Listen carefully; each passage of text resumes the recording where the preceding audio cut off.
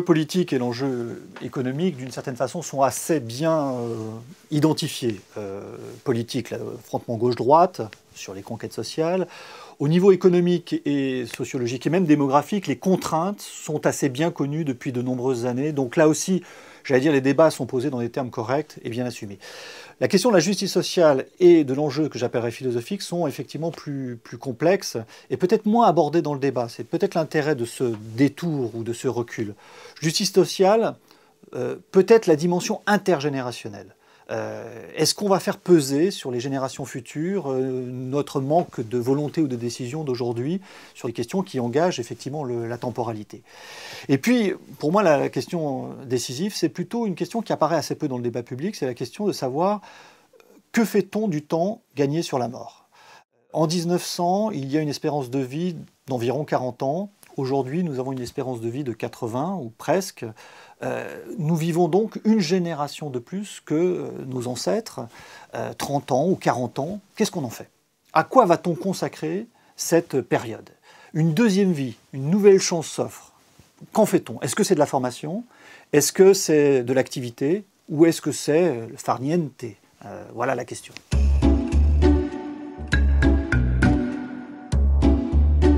30 ans de formation, 30 ans d'activité, 30 ans de retraite, c'est un schéma implicite. Si on y réfléchit, c'est une vie un peu étrange. D'abord, 30 ans de formation. Aujourd'hui, on sait très bien que la formation doit être tout au long de la vie, parce que le monde change, parce que les choses changent, et donc une formation initiale, même extrêmement bien conçue, n'est pas suffisante.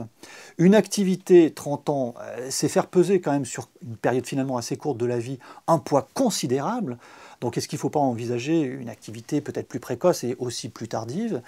Et puis la troisième idée, après tout, retraite, est-ce qu'il faut réserver forcément à la dernière partie de la vie des éléments de farniente? Est-ce que d'une certaine manière, il ne faut pas envisager dans le cours de l'existence peut-être des répits, des ruptures? Est-ce qu'aujourd'hui la vraie pénibilité, c'est pas et moins une pénibilité finalement d'usure qu'une pénibilité où se concentre en un instant T toutes les charges de l'existence. Et donc l'idée d'un répit, c'est-à-dire d'une retraite finalement tout au long de la vie, qu'on pourrait prendre, est-ce que ce n'est pas une idée qui pourrait apparaître dans le débat public sur ces thématiques?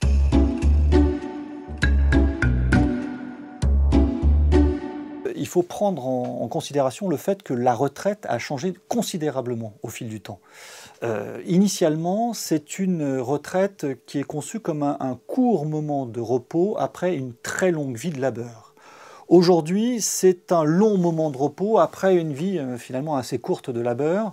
Et la question qui se pose, c'est comment envisager cette période? Comment l'envisager? C'est-à-dire, d'une certaine façon, c'est plutôt un droit à l'épanouissement personnel, à une nouvelle chance qui s'ouvre après une activité professionnelle, qu'à proprement parler un repos.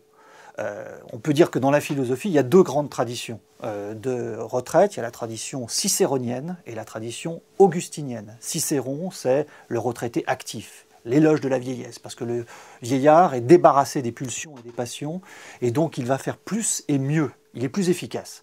Et puis la retraite augustinienne de Saint-Augustin, c'est une retraite, au contraire, qui se conçoit comme un retrait du monde pour se consacrer aux choses essentielles, notamment le rapport à Dieu.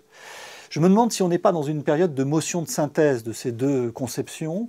On veut une retraite active, mais en même temps qui nous retire de la frénésie professionnelle, qui nous retire d'une vie un peu absurde où on ne maîtrise pas sa vie. Et on veut les deux. Une activité, comme Cicéron, mais peut-être sans le côté aristocratique, et une certaine forme de retrait pour les choses essentielles, comme Saint-Augustin, mais peut-être pas avec la connotation religieuse.